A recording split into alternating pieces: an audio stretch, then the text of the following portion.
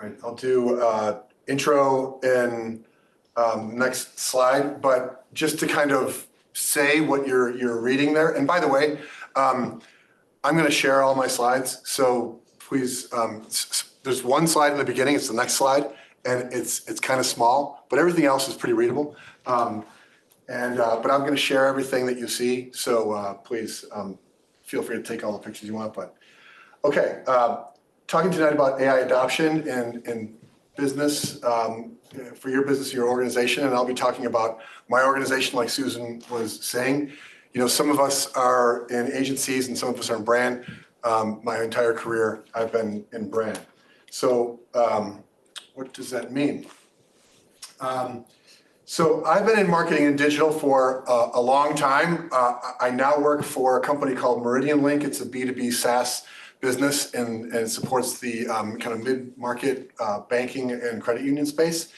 And I use this slide for an internal AI discussion with our marketing leadership team, and I've since used it a couple of other times too. But I didn't want them to think that I was here to talk about like prompting, you know, and I actually had a story. And so, you know, the equivalent of Susan's introduction and mine is the last 2 years, because previous to that, it's just, I was a marketer and I had a long journey through my marketing career. But the last 2 years has been, what I found myself is in a 600-person US company that I'm pretty confident to say that I'm the leading thought leader in the business. And I'm involved in AI in several fronts in MeridianLink. And for the first time in my career, I'm doing product development. I got dragged into that. And also this week or throughout the next few weeks, we're working on a collaborative project to do, to survey AI in banking and things like that. So I'm being brought into this and many other things, and it's been terrific. So for simplicity reasons, I think it's important to break down this group, all of you, the entirety, into essential groups for AI adoption. And that's leaders who focus on, you know, the strategic direction, the business outcomes, risk. And then there's advocates and practitioners, you know, the folks who are hands-on and using this every day. And so we'll get to the so what and like the what now in a second. But as far as advocates and practitioners go, I think you're either here because you either are that or you want to be, and either one is good. So let's jump in. We're discussing this because there are barriers to AI adoption. There's fear. AI sounds risky. It's too complex. It's costly. Who's responsible if it messes up? There's a skills gap. People aren't sure what AI can do or how to get started. And then there is getting started. And maybe it's leadership that's unclear. There's this tech overload, and it's a big, huge hurdle to take. So how do you get started? And then there's what I'll call proof of concept inertia. And throughout this last 12 months or so, I've been in a proof of concept, and we're a Microsoft shop. So we brought in Copilot, and brought me into a proof of concept for that. But it's been like, you know, here's some stuff, go play with it. And we did measure some things, but at the end of the day, I'm not sure how much we moved the needle too. So I think you need to be a bit more practical about what you want to expect out of a proof of concept. And if you don't, you get some of this inertia that I'm talking about. So what about the urgency to discuss this? And if you recall the last slide, like fear is keeping us from discussing it. And you've been seeing this countless AI reports in your inbox, and businesses and all of us are facing tons and tons of information. And the challenge is to move from information and data into actually action and execution. So let's dig into this well-known Microsoft study a little. And by the way, I'm with you, Susan, I'm documenting. So I think you'll see a link to all of the sources of the stats that I have. I don't spend a ton of time on stats, but I think it's relevant to frame the matter. So people are bringing in their own tools, and leaders know it, and they just can't ignore it. And they're figuring out figuring out the impact on productivity. It's tough. It's very tough. And so you really have to kind of slow down and take a break and check that out and try to understand how you do productivity.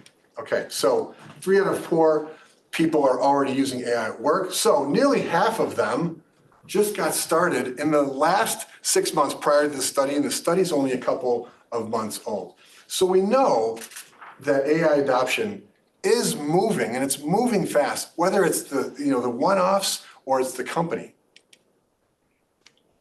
And this one, think about your own hiring. Think about your own career, which we clearly are because we're here. 66% of leaders would not hire someone without AI skills, which is kind of amazing. Now, this is like some other things you'll see, some duplication of some of the ideas that Susan brought in. You should have an awareness of this progression because its impact on adoption is significant. AI is not static. Its use is not static. It's not going backwards for sure. To what degree is it moving forward? These sorts of things can almost be predicted because of what are called AI scaling laws. And AI scaling laws can actually start to show where that yellow line starts to move. This question will be asked when you start talking about AI adoption.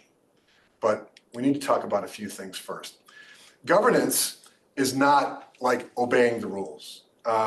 You see here, it's not obeying the rules, it's actually driving the business forward. So you see here some stats that discuss the value of taking a measured approach. So dive deep, there's some great stats in here, and they're pretty fresh. And governance is gonna help you get adoption off the ground because it's agreeable. And more importantly, it shows people where they can and cannot go in your organization, where they should and shouldn't go, and that gives confidence. And confidence is going to lead to outcomes. An AI council is an internal group. So Susan was starting to talk about that. It's similar to a steering committee. That kind of paints a picture, I think, that we can all get our arms around. And it accelerates adoption by aligning efforts and goals to the business and aligning your goals as individuals to other people in your organization, which really is important. But an AI council, in my opinion, is not a policing function. It's a leadership partner that does all the things that you see on this list. And here's an example of an AI council pitch proposal. This was 3 pages long, 2 pages long, 1.5 pages long, down to a single page, right? It took a while, but it has to be that because you need the attention of executives typically.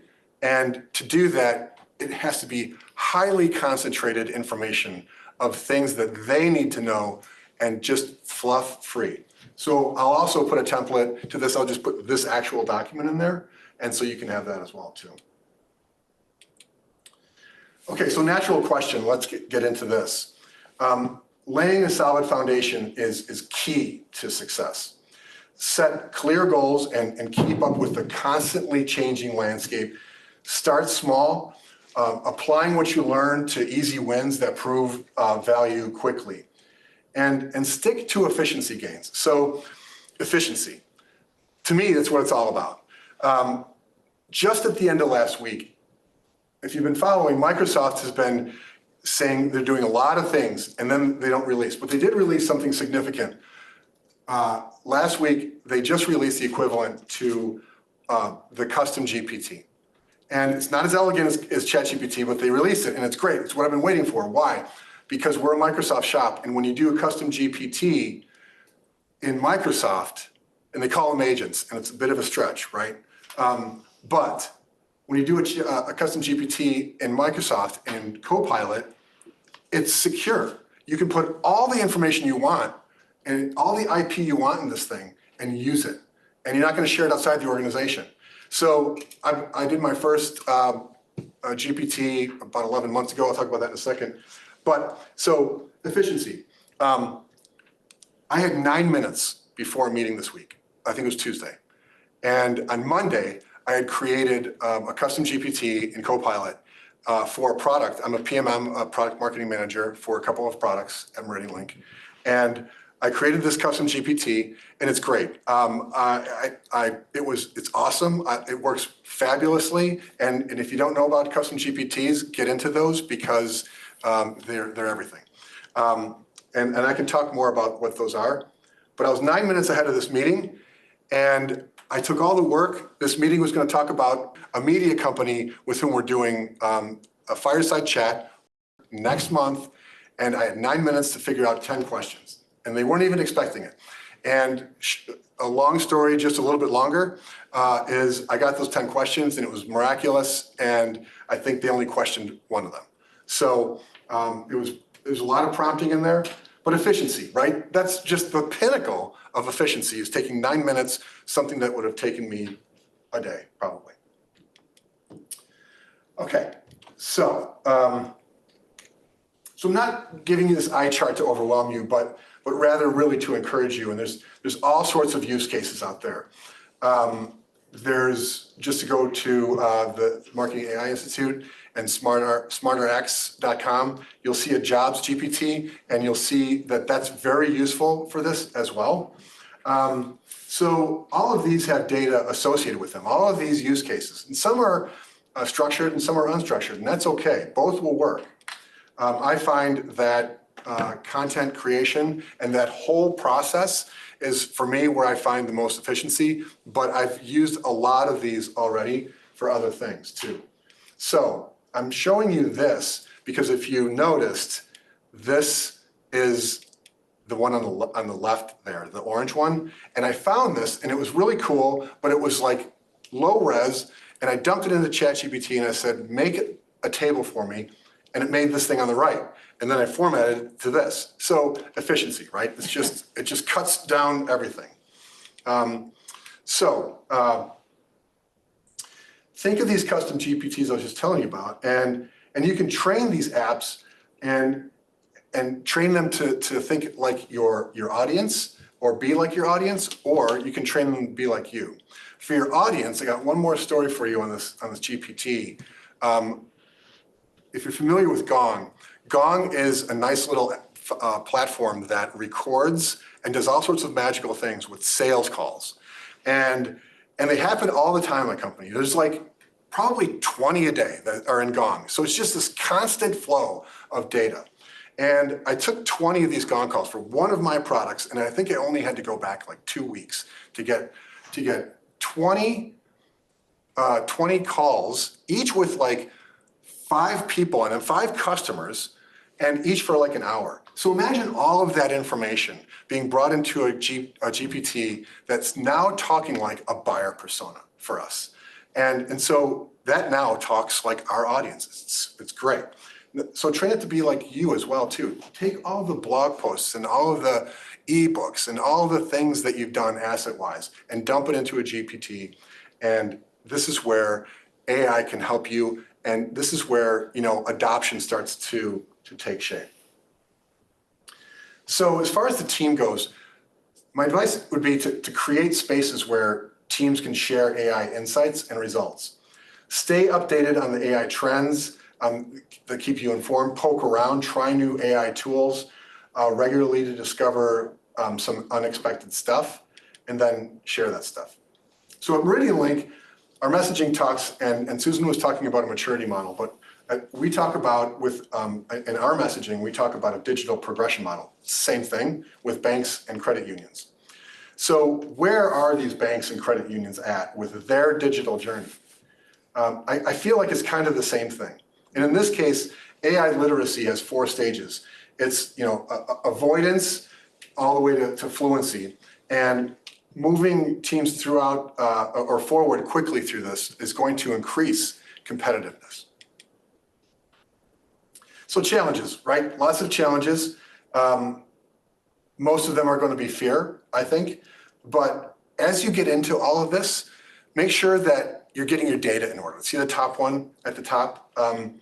Your data inputs are going to be all important. So as you're going through this, and again, I've been talking about the last 12 to 24 months, and if I was 24 months ago, I would have gotten started on data way back then. That would be my advice.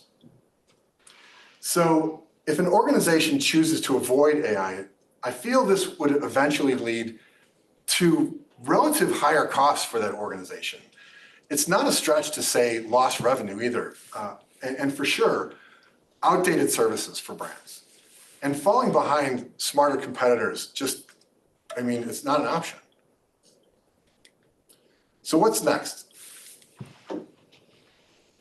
So advocates and practitioners, and then we'll talk about leaders. So kick off with a bold and real problem. Show off cool AI tricks, wow factor. I think in January, I was doing HeyGen avatars and Suno.ai, and sending them all across the organization. And everyone's like, wow, this is really cool stuff. But it is kind of like party tricks. And yes, those things do have business value, but for my purposes, it seemed like more like party tricks. But that got me noticed as an individual, but it got people talking about this as well too. So, and hype the early wins to build excitement, tell stories that make AI relatable. All that data and all that information that we got, if you can tell a story, that's gonna stick with people more than the shock and awe of data. And then team up with other departments. Susan was talking about getting allies. In this proof of concept that I was in with the Microsoft, this group, small group, but one of the people I found really wanted to stick with it, and she is in sales enablement. So she and I are now building out SharePoint sites, and we're now together trying to get this AI council up and running too, and pitch it and do all those things. Meanwhile, our CMO left, so there's that sort of stuff happens all the time. Anyway, so team up with other departments and get allies. So leaders. Set a clear, focused AI vision. Some things that seem pretty obvious, right? Target high impact areas first that get results. I was telling you about this product GPT I just created, but 12 months ago, I did one, or whenever they came out, it was like December or January last year or something like that for ChatGPT. And I did one for a product that I worked on, but I just put in a bunch of customer-facing material in there, and I shared that. And that got shared up to the senior leadership team and executive leadership, and that got me, again, noticed, and then got me into the Copilot POC and other things too. So establish solid governance and ethics guidelines. It's more than just the sheet of paper, it's more than just the policy, but it's a great start. And then build a culture ready for change. This really needs to be kind of, change management is going to be the all-important piece in AI adoption, or any adoption, right? But certainly in AI adoption, we're finding that change management is super important. So 2 months ago, I was at the Marketing AI conference, as several of you I recognize were there as well too, in Cleveland. And Mike Walsh is a futurist. There's not supposed to be anything there, by the way. So Mike Walsh is a futurist. He guessed what was going to be on the slide. Anyway, he's Australian. He's a self-proclaimed global nomad, and he gave what turned out to be a really inspirational talk. I really, really liked it. And he finished with, "You're not power users, right?" He said, "You're pioneers." And I really believe this. And I think this is sort of the attitude that people in these brands and in these companies and in these organizations should take. When I saw Paul Raitzer, head of Marketing AI Institute, in September of 23. First time I saw him, didn't know who he was at the time. I was at a bank marketing conference in Austin, Texas, and he gave a keynote, and I'm like, cool, AI keynote in banking, I'm going. And it was Paul Raitzer, and I was transfixed. And at the end, he said, "You now know more than 99% of marketers about AI. And while I don't proclaim that that's going to be your thing after this presentation, I do feel like that group of people were a lot of pioneers in there. Okay, so also you may know who Jessica Ria is. She's the global content strategy at VMware and founded the AI Council there. And then, and that was about a year ago.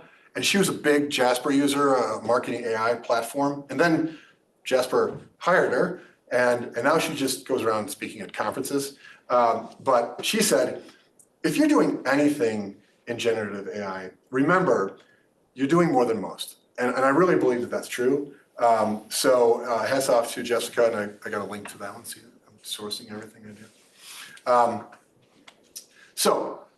Keep it simple, self-explanatory. I've been listening to Christopher Penn since his early marketing over coffee days about a decade ago. He may have been doing it earlier than that. I'm not shocked that this is his AI adoption plan, knowing what he is. He's an engineer. Look at the number of slides. You can't see it. This is like it says 250 right there, And so, remember this? Remember that slide? Okay. So on the other side of that coin is one of the last slides and by the way, Christopher Penn, a brilliant person, and also too, Mike Alton, if you don't know who he is, follow him. Great podcast, very transactional stuff you get out of there. Okay, so the last slide, one of the last slides in Macon, it's pretty straightforward list. You'll discover that lots of information from the Marketing AI Institute is straightforward if you haven't seen that. But there's a lot on this slide. And if you're just getting started, try to get to number 3. That would be my thing to do. If you're more advanced, then this is really a great outline to follow. And some resources to share. These all have links behind them. If nothing else, you can just actually search on these. So lots of podcasts, LinkedIn, YouTube, and you can see at the bottom of the YouTube, there's always time for Nate Bargatze. He's got nothing to do with AI. He's super funny, and so follow him too. And then this is my info too. It's going to be on the deck, and that's it. So thanks.